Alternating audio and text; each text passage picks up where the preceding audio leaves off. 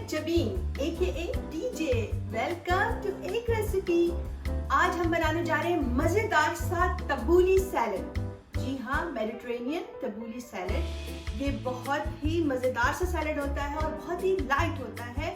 और मजे की बात ये है कि बड़े दिनों तक इसको फ्रिज में रख के देर तक खाया जा सकता है।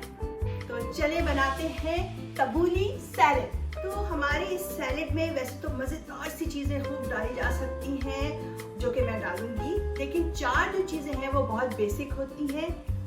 Flat leaf parsley, cucumber of any kind, tomatoes and ये क्रैक व्हीट, जिसको दलिया कहते हैं ना हम, ये वो चीज़ है। और ये बलगर के नाम से भी बहुत सारे स्टोर्स में अवेलेबल है।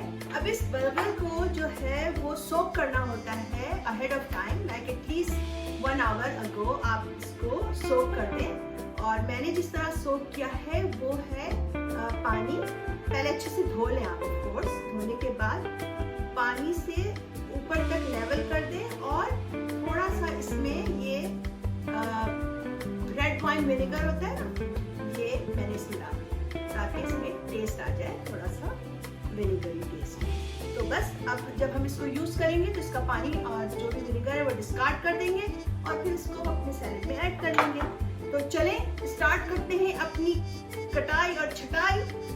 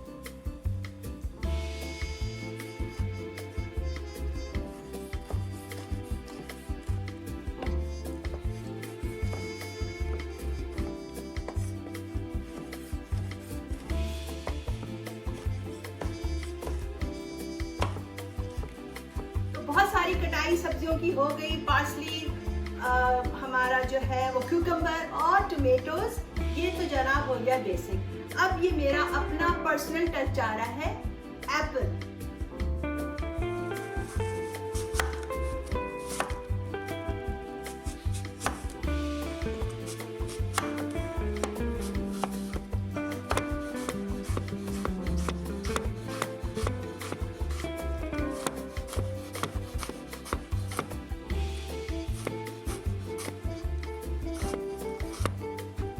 हमारी सारी चीजें कट हो गई हैं। अब हमें इसमें से बस नमक, काली मिर्च, ऑलिव ऑयल वगैरह डालना है। और हमारा ये बलगर, ये मैंने आपको जैसे कि बताया कि मैंने भिगोया था, तो मैंने 2.5 टेबल स्पून पे वो मैंने पानी में भिगो दिया था with vinegar, red wine vinegar.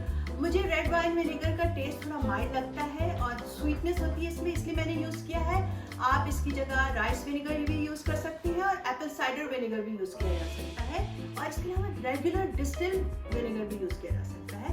तो ये सोक हो गया अच्छे से। अब ये भी मैं इसके अंदर मिला रही हूँ। यहाँ पे 1/4 कप क्रैनबेरीज हैं, ये मिला रही हूँ। आप चाहें तो इसमें वॉलनट या एनी काइंड ऑफ नट जो आप पसंद करते हैं वो भी मिलाया जा सकता है।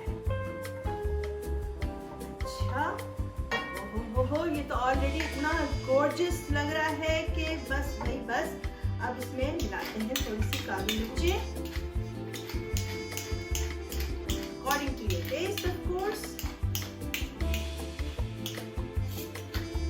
अच्छा, ये सैलेड जो है ना, बड़े दिनों तक इसलिए इसको रखा जा सकता है क्योंकि आपने नोट किया होगा कि जो हम रेगुलर सैलेड बनाते हैं और उसमें अपना किसी किस्म का ड्रेसिंग या लेमन जूस या ऑयल वगैरह डालते हैं तो वो थोड़ी देर के बाद ही सॉफ्ट हो जाता है और अगर बच जाए फ्रिज में तो बड़ी मुश्किल से ख़त्म होता है।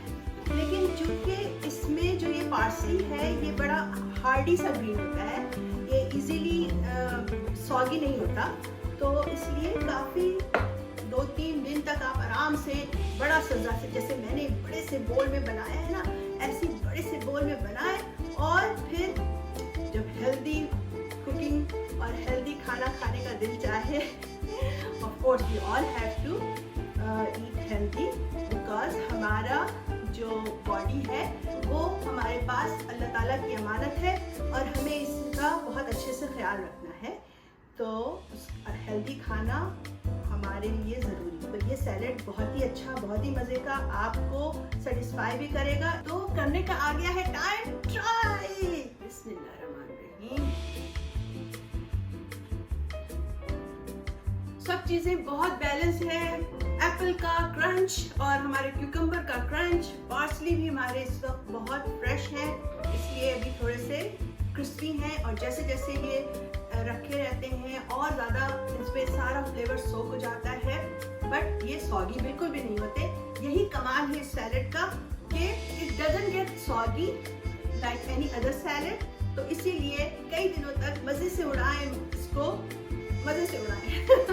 जी हाँ, तो और मैं यही कहना चाह रही हूँ कि जाते जाते लाइक दबाते जाइए और शेयर करना मत भूलिएगा।